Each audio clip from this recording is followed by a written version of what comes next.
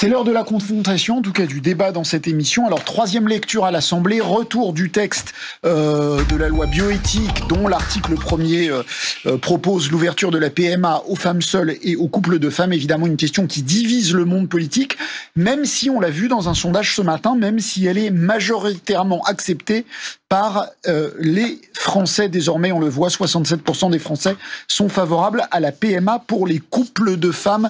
Enquête IFOP. Pour en débattre avec vous, Ludovine de la Rochère, bonsoir madame. On a un peu le sentiment que vous faites votre baroud d'honneur. Vous venez de la manifestation, je crois, vous avez quitté la manifestation, vous y allez plutôt tout à l'heure. Comment vous opposez désormais à ce qui paraît inéluctable ? Écoutez, je pense toujours, je continue de penser que l'ensemble des députés peuvent arrivé à la raison, à la sagesse, qui est tout simplement de dire que nous sommes tous nés d'un homme et d'une femme. C'est une égalité fondamentale et que venir perturber cette égalité en créant sciemment, en utilisant la PMA pour créer sciemment des enfants orphelins de père, ce serait évidemment désastreux, terriblement injuste pour eux. Mais vous me présentiez tout à l'heure comme une opposante de madame. Moi, je suis tout à fait favorable à l'écologie. Alors, après, il y a la question de la couleur politique qui vient à travers d'autres sujets donner telle ou telle orientation. Mais du point de vue de l'écologie, respecter le fait que des femmes fécondes... que des femmes fécondes n'aient pas besoin de recourir à une technique dès lors qu'elle n'est pas utile, puisqu'elle ne souffre pas de pathologie, les femmes seules ou les couples de femmes. Je suis pas certain que ça soit l'écologie que partage... Ou des couples hommes-femmes qui ne souffrent pas de... Parce qu'il y a aussi, dans le projet de loi, la possibilité pour les couples hommes-femmes de recourir à la PMA sans motif médical, ou encore l'autoconservation des gamètes sans motif médical. Et toutes ces techniques qu'on voudrait mettre à disposition, qu'on voudrait utiliser, sans respect du principe de précaution, quand ce n'est pas utile du point de vue des pathologies, eh bien, cela est à l'évidence très contraire à la démarche écologique. Tout comme dans le projet de loi de bioéthique, la volonté d'autoriser... Parce qu'il y aura plusieurs échanges. Sandrine Rousseau. Non, mais dans ces cas-là, si on peut plus utiliser de techniques sur la question de la procréation, on n'a pas de pilule, on n'a pas d'avortement, on n'a rien. Donc moi, je vais vous dire un truc, c'est que là, la PMA est autorisée pour les femmes hétérosexuelles. Il n'y a pas de raison, sauf à dire qu'il y a des formes de couple qui sont meilleures que d'autres, ce que je refuse totalement de dire. C'est-à-dire que toutes les femmes, quelle que soit leur situation, ont absolument les mêmes droits. Et donc, les personnes lesbiennes, comme les couples hétérosexuels, comme les personnes seules, comme aussi les personnes en transition. Je pense que aujourd'hui, on ne doit pas, et on doit sortir de cet État qui regarde de manière moralisatrice la manière dont vivent les familles. Vous parliez tout à l'heure des personnes sans père. Moi, je vous dis, il y a plein de mères célibataires. Je ne vous entends pas vous battre sur les droits de ces femmes-là, alors que la plupart sont en dessous du seuil de pauvreté. Elles n'ont pas les allocations. Elle vous a pas interrompu. Elles n'ont pas les allocations, les pensions alimentaires, etc. Je ne vous entends pas. Vous mobilisez là-dessus. Donc, la question n'est pas les mères célibataires. La question est l'homosexualité. Et en l'occurrence, oui, les couples de lesbiennes sont heureuses. Elles peuvent très bien faire des enfants tout à fait magnifiques et tout à fait heureux et équilibrés. Et donc, vive la PMA pour les personnes lesbiennes. Alors, les couples de femmes ne peuvent pas faire des enfants. Pardonnez-moi. Mais bien sûr vous qui êtes écologiste, pour avoir un enfant, il faut un homme et une femme. Et tout à l'heure, vous évoquiez la question de l'égalité. Le Conseil d'État n'a pas cessé de dire et de redire, ainsi que le Conseil constitutionnel, que au regard de la procréation, le couple homme-femme, peu importe sa sexualité, ça ne regarde pas le législateur. Le couple homme-femme est dans une situation différente. Il peut être trans, il peut être bisexuel, il peut être tout ce qu'il veut. Je m'en fiche éperdument. La question, c'est l'enfant. Ça n'est pas vrai. Le couple homme-femme est dans une situation différente au regard de la procréation du couple de femmes, ou du couple d'hommes, ou de la femme seule, ou de l'homme seul. Et donc, dit le Conseil d'État, tout comme le Conseil constitutionnel, il n'y a pas d'inégalité dans la loi telle qu'elle existe aujourd'hui, et il n'y a pas de discrimination. Et cette idée, il n'y a pas d'inégalité, madame. Mais le législateur parle uniquement des pathologies de la fertilité qui justifient l'aide de la médecine. C'est bien le rôle de la médecine. Le Conseil d'État ne s'est pas opposé à la loi. Le Conseil d'État a déclaré, et je souligne bien qu'il n'y avait aucune inégalité ni discrimination et que rien n'imposait. Si vous en faites le guide... Je finis. Il ne s'est pas opposé à la loi. Mais attendez, je vais vous dire que donc rien n'a posé de changer la législation, de supprimer l'encadrement sur la PMA, puisqu'il s'agit de supprimer l'encadrement, mais il a dit c'est une question politique, c'est le politique qui décidera. Mais je voudrais revenir sur la question de l'écologie.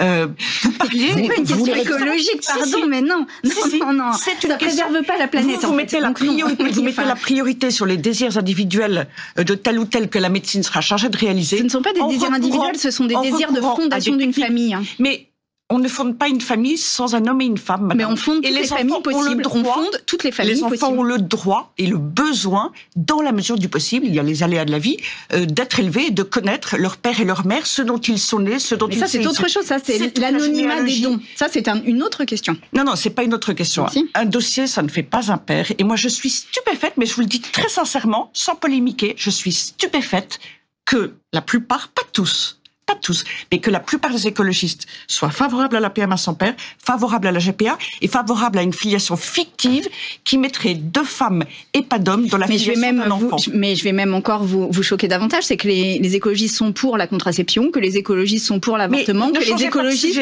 Ne changez pas de sujet. Non, en fait, vous avez parlé d'écologie sans lui demander son avis. Donc non, mais moi je vous dis que... Mais je parle bien de la PMA pour les femmes fécondes. On ne sollicite pas l'écologie uniquement sur la biologie des femmes. Mais je vais continuer à vous dire, dans le projet de loi de bioéthique, il y a aussi la création d'embryons chimères animal-homme, la création d'embryons humains génétiquement modifiés, ce qu'on appelle des embryons transgéniques, et des gamètes artificiels. Ah non, ce sont les articles 14 à 17 du projet de loi. Nous étions censés parler de la PMA. Ah mais c'est le projet de loi de bioéthique, c'est l'actualité. On parlait de l'article 1. La PMA est une méthode pour avoir des enfants. Elle est ouverte aux femmes, elle est efficace, elle est ouverte, elle est sans conséquence à long terme pour les femmes hétérosexuelles. Il n'y a donc qu'une valeur, une loi morale qui pourrait décider du fait que ça ne soit pas ouvert aux femmes lesbiennes. Le mariage pour tous est ouvert, toutes les familles doivent être respectées. Les personnes lesbiennes comme les personnes hétérosexuelles, elles doivent avoir accès à la PMA sans aucune espèce de restriction. Les orphelins de manière remboursée. Ça n'a pas d'importance. Cette nouvelle inégalité entre les enfants nés de PMA qu'on peut priver volontairement de père, un père dans la vie, c'est quand même pas bien. Sont-ils tous malheureux? Moi, je connais des enfants de couples lesbiennes qui sont parfaitement heureux, et je connais des enfants de couples hétérosexuels qui ne le sont pas. Je pense pas que le bonheur des enfants malheureux et des enfants heureux partout. Mais moi, je ne me permettrai pas de dire, je dis simplement les études d'après le Comité consultatif national d'éthique. Non, mais là, j'ai l'impression de revenir 50 ans en arrière. Biaisées. Écoutez, si vous refusez le débat, c'est quand même très ennuyeux. Ce sont des questions fondamentales. Ce sont des questions fondamentales. Et les enfants, on ne peut pas dire que on balaye les hommes, on balaye les pères de la vie des enfants et que c'est un... Mais je vous rassure, les pères auront toujours leur place dans la société. Vous avez dit vous-même, il y a des enfants heureux. Vous avez dit vous-même à l'instant. Mais dans toutes les familles, il y a des enfants heureux et malheureux partout. Mais bien sûr, donc qu'on arrête de me dire ils sont très bien comme ci ou très bien comme ça. Ce que je dis, c'est que est-ce qu'on peut vraiment penser qu'il est souhaitable pour un enfant? Est-ce qu'on souhaiterait pour un enfant dont on entend parler, qui est attendu, d'être volontairement privé de père ou de mère? On est en train de faire volontairement des enfants orphelins de père. Est-ce que la République française est là pour priver des enfants de père? Toute la famille ne repose pas sur le père. Tout l'équilibre des enfants ne repose pas sur le père. Dans la filiation, tous les grands dictateurs et tous ceux qui ont massacré à peu près la moitié, des millions de personnes ont un père et une mère. Enfin, je veux dire, ça n'a pas de sens ce que vous dites. Mais non, mais ça n'a pas de sens. Ce que je veux dire, c'est qu'on peut être équilibré. Le fait d'être issu d'un père et d'une mère ne garantit pas qu'on soit une personne alors on n'est pas issu de 2 hommes ou de 2 femmes, je le rappelle au passage, mais on serait élevé par 2 hommes ou des femmes. Mais là, ce que vous faites, c'est une humiliation et c'est une insulte aux personnes qui aiment leurs enfants et qui aiment aussi une personne du même sexe. Eh bien, vivent toutes les formes de famille. Il commence par le respect. C'est une chose. Et deuxièmement, il n'y a pas de droit à l'enfant. Et d'autre part, il y a des hommes, il y a des couples de femmes ou des couples d'hommes qui élèvent les enfants. Moi, je ne parle pas de cela. Je parle de la filiation, c'est-à-dire faire comme si, et on va le mettre sur l'acte de naissance d'enfant, faire comme si un enfant... Le code napoléonien a été aboli il y a un petit moment avec... Un petit mot et après je vous arrête toutes les deux parce que... C'est juste la réalité de notre humanité. Il faut mais non, pas du tout. Pas du tout. La réalité de notre humanité, c'est au contraire toutes les familles aujourd'hui. Il faut avoir un enfant et vous qui êtes écologiste, je voudrais considérer que vous ne puissiez pas le reconnaître. Il me reste 2 minutes. Je voudrais... Merci mesdames, restez là. Je voudrais vous poser une question politique à toutes les deux. Il y a quelqu'un qui vient de faire acte de candidature éventuelle à la présidentielle. C'est Éric Zemmour, on l'écoute.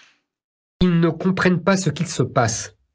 que de Marine Le Pen à Emmanuel Macron, ils ne comprennent pas ce qu'il se passe. Je ne peux pas ne pas penser à moi dans les mêmes circonstances et à me dire oui, alors peut-être qu'il faut passer à l'action parce que la prévision, la prédiction, même la prophétie ne suffit pas.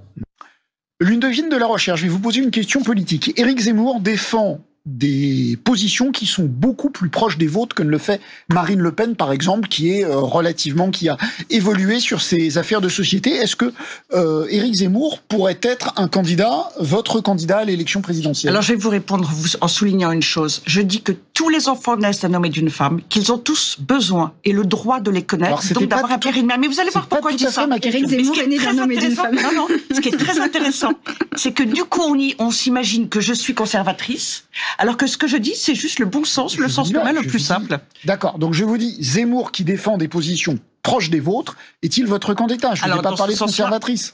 J'entends.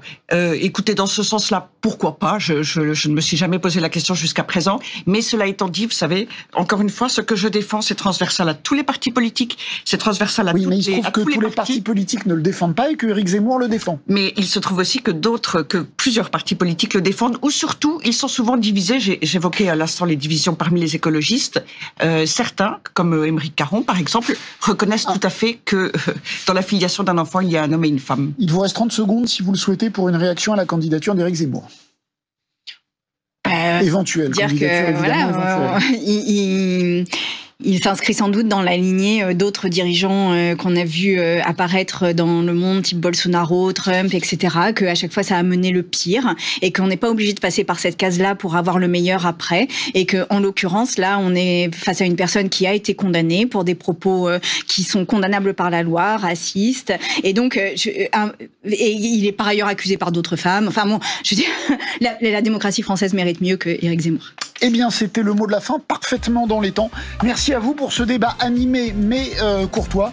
Merci Adrien, merci à Nicolas Yomi. Dans un instant, Outre-mer Express, puis le flash de Martin Baumer à 20h. Et évidemment, les informés avec Jean-François Aquili. Merci à vous de nous avoir suivis. Bonne soirée, à demain.